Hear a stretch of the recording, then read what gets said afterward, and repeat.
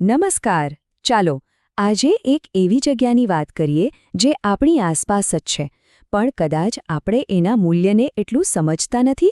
હા, હું વાત કરી રહી છું આપણા જંગલોની. એ આપણને શું શું નથી આપતા? ચાલો એમના દ્વારા મળતી કેટલીક અદ્ભુત ભેટસોગાદો વિશે જાણીએ. આપણે જે પણ વાત કરીશું ને એ બધી માહિતી આ શૈક્ષણિક લખાણમાંથી લેવામાં આવી છે. એટલે કે આપણે તથ્યોના આધારે જંગલોનું સાચું મૂલ્ય સમજવાની કોશિશ કરીશું. તો ચાલો ને હવે શરૂ કરીએ. તો સૌથી પહેલાં ચાલો એ ભેટોની વાત કરીએ જે આપણે રોજબરોજ જોઈએ છીએ અને વાપરીએ પણ છીએ. ક્યારે વિચાર્યું છે કે આપણા ઘરમાં રહેલી કેટલી બધી વસ્તુઓ સીધી જંગલમાંથી આવે છે? ક્યારે વિચાર્યું છે કે આપણું ઘર અને આપણું જીવન જંગલની પેદાશોથી કેટલું બધું ભરેલું છે? જરા નજર નાખો. ઘરમાં જે ફર્નિચર છે એ સાગ કે સાલના લાકડાનો હોઈ શકે છે. ક્રિકેટ રમવાનું જે બેટ છે એ દેવદારમાંથી બને છે. અને પેલી સુંદર ટોપલીઓ એ વાંસની ભેટ છે. અને આ તો ખાલી લાકડાની વાત થઈ. ઉદ્યોગોમાં જે રબર અને લાખ વપરાય છે એ પણ તો જંગલમાંથી જ આવે છે ને? અને આ લિસ્ટ અહીં જ નથી અટકતું.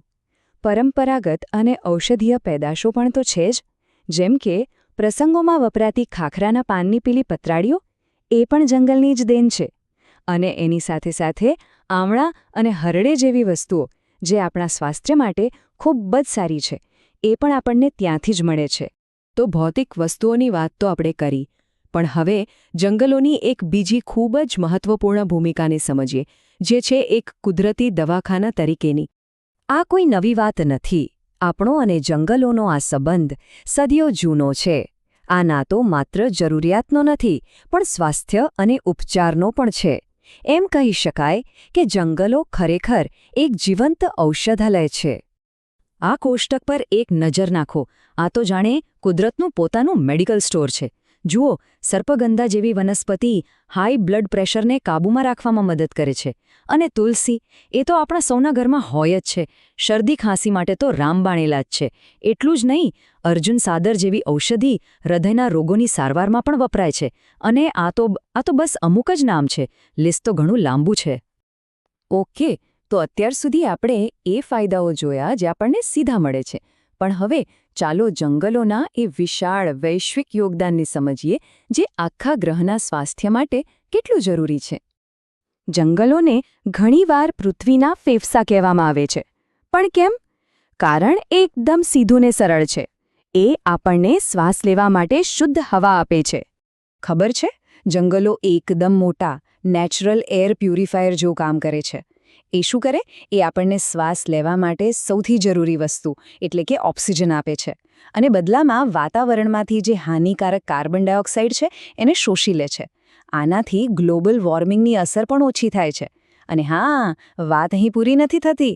વરસાદ લાવવામાં અને વાતાવરણને ઠંડુ કે ગરમ થતું રોકવામાં પણ એનો બહુ મોટો હાથ છે. હવાની તો વાત થઈ, પણ જંગલો આપણા બીજા બે અમૂલ્ય સંસાધનો જમીન અને પાણીનું પણ એટલું જ ધ્યાન રાખે છે. ચાલો જોઈએ કેવી રીતે. વૃક્ષોના જે મૂળ હોય છે ને એ એક કુદરતી ઝાડ જેવું કામ કરે છે. એ માટીને મજબૂતીથી જકડી રાખે છે, જેનાથી જમીનનું ધોવાણ અટકે છે. અને આ જ કારણ છે કે તે પૂરને કાબૂમાં રાખવામાં આટલા અસરકારક છે. એટલું જ નહીં, તે વરસાદના પાણીને જમીનમાં ઉતારીને આપણા ભૂગર્ભ જળને રિચાર્જ કરે છે અને રણને આગળ વધતું પણ રોકે છે. અને પર્યાવરણના રક્ષક તરીકે જંગલોની હજી એક બહુ જ મહત્વની ભૂમિકા છે. એ છે અસંખ્ય જીવો માટે એક સુરક્ષિત ઘર બનવાની. જુઓ, જંગલો ખાલી વૃક્ષોનો સમૂહ નથી. એ એક જીવંત, ધબકતું ઇકોસિસ્ટમ છે. લાખો વન્યજીવો માટે એ ઘર છે, ભોજન છે, આશરો છે. આપણા જે રાષ્ટ્રીય ઉદ્યાનો અને અભયારણ્યો છે એ બધા આ જ જંગલોને કારણે ટકી રહ્યા છે. અને એના દ્વારા જ પૃથ્વીની અમૂલ્ય જૈવ વિવિધતાનું રક્ષણ થાય છે. તો આપણે જોયું કે જંગલો આપણને કેવી રીતે ત્રણ અલગ અલગ પણ એકબીજા સાથે જોડાયેલા સ્તરે મદદ કરે છે. ચાલો આ બધી બાબતોને એકસાથે જોડીને અંતિમ તારણ પર આવીએ. આ ચાર્ટ બહુ સ્પષ્ટ રીતે બતાવે છે કે જંગલોનું મૂલ્ય મુખ્યત્વે ત્રણ આધારસ્તંભો પર ટકેલું છે.